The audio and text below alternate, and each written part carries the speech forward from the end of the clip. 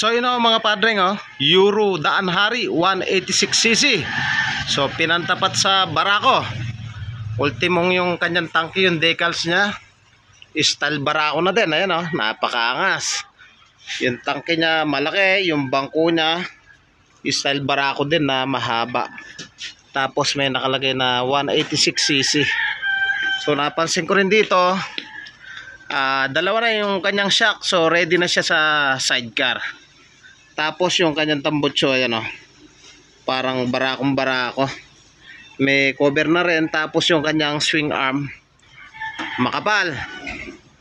Ayan tapos yung forma ng makina napakaganda.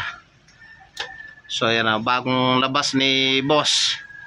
Magkano yung down yan, boss? 5K. 5K lang. Magkano monthly? 3 plus. 3,000 mahigit daw yung monthly sa 3 taon. So silipin natin to mga idol. Checkin natin. So yung kanyang side mirror parang hindi ko alam kung stainless o chrome lang na Chrome lang chrome. Tapos meron siyang 5-speed indicator. Ayan check natin try nga natin yung kanyang primera. Ikot natin yung gulong. Ayan kasi nga segunda ikot, parta. Ayan ang ganda.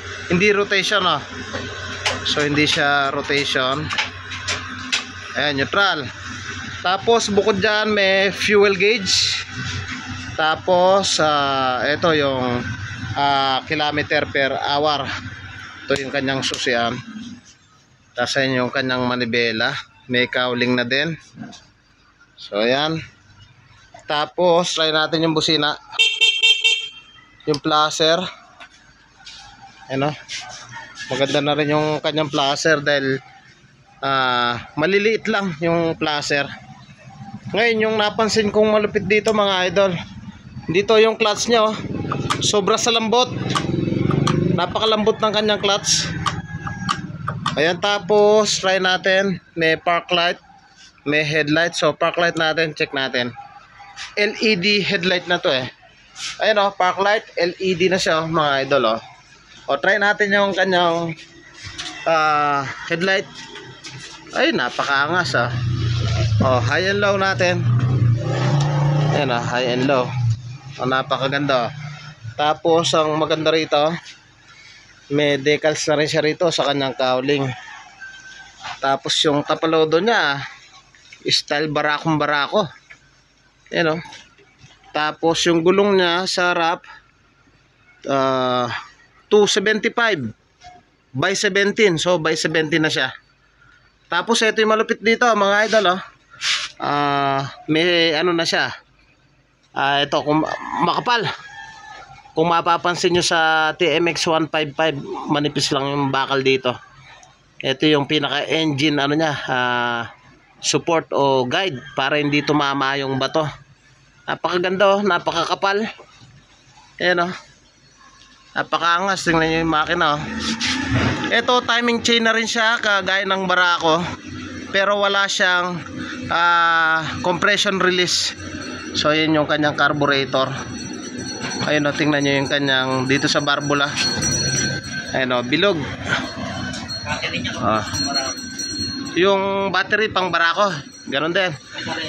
Yung kanyang side cover napakaangas ng design. Tapos LED na rin yung kanyang taillight. Buksan mo nga yung taillight. Ay nakabukas na pala. Sige nga. Nakabukas na ba yung taillight? Ayan ganda patay. Ang ganda ng kanyang taillight. LED na rin. So yun ang sinasabi ko nga rito, malambot yung kanyang clutch.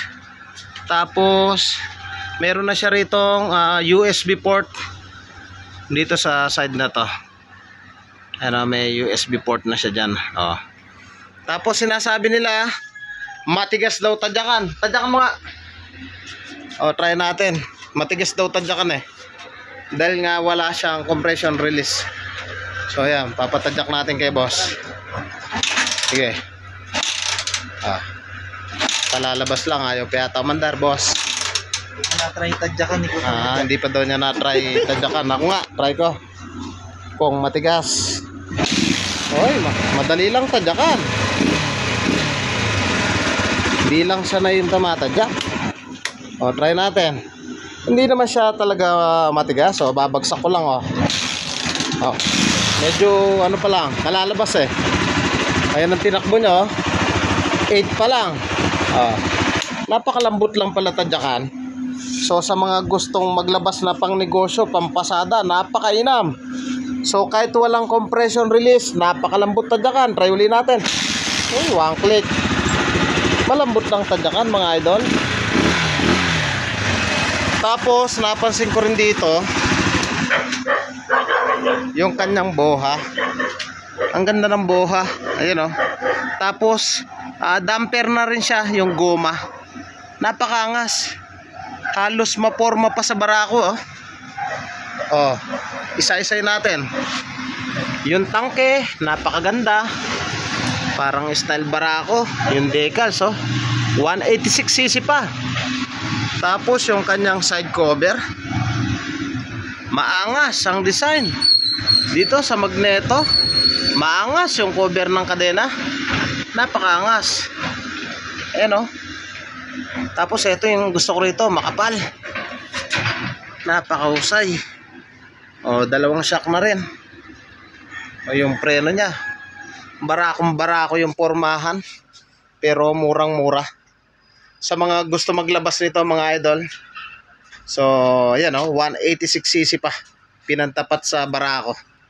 So, pasya lang kayo sa pinakamalapit na bilihan ng ganitong motor. O, mga padreng, sana nakatulong yung video na ito.